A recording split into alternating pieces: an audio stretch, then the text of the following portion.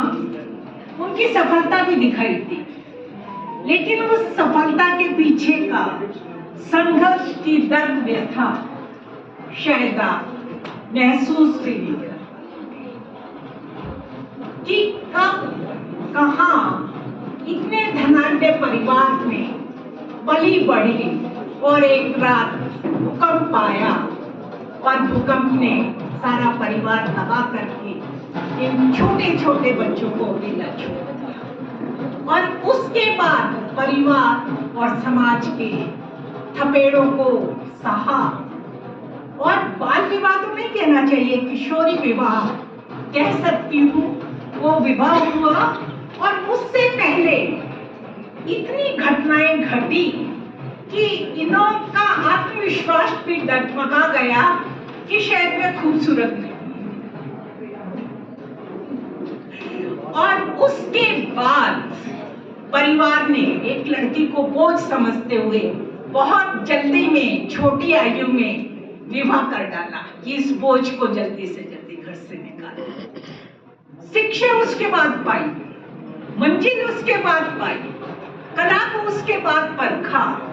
और मैं ये कहती हूँ कि यदि महिला दिवस को हरियाणा में बताना है तो केवल इनकी जीवन की व्यथा कथा यदि पहुंच जाए सब तक, तो महिला दिवस वास्तव में सार्थक होगा कि कैसे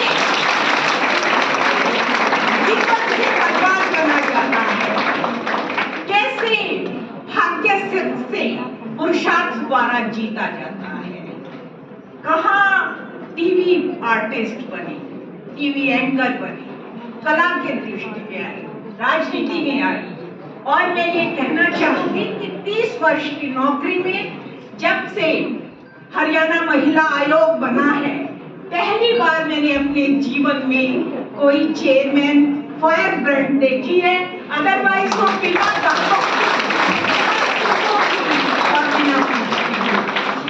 केवल एक नाम। बहुत अच्छा बोली, मैं भी क्राइम अगेंस्ट वुमेन थी, सेम यही विचार रखती थी। लेकिन शायद आपको मेरी बात अच्छी नहीं लगेगी, लेकिन शिक्षित बच्चियों को और महिलाओं को आज की जो वर्तमान स्थिति है उस पर सोचना।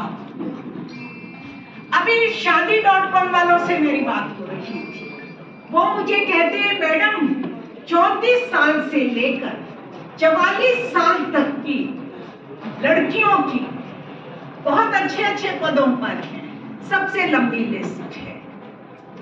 कुछ तो सोचो, यदि हम ग्रस्त धर्म को ठुकरा देंगे, ठीक है आज के दिन IVF से, सेरोगेसी से आप समाज को एक गति तो दे दोगे, लेकिन संस्कार से ही संसार चलता है।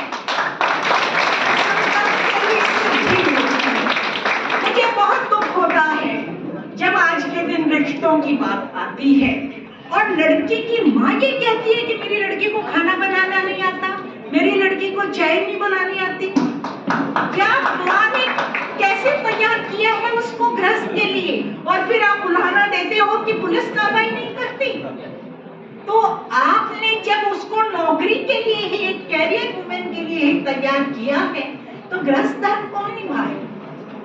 मैं पहले मैडम जैसे ही विचार रखती थी, लेकिन रिटायरमेंट के बाद मेरी आंखें खुली, क्योंकि जब मैं मेज के दूसरी ओर बैठी और जब मेरे पास ऐसे केस सलाह देने के लिए आए, पुरुष जितना पीड़ित कुछ केसों में मुझे दिखाई नहीं दिया।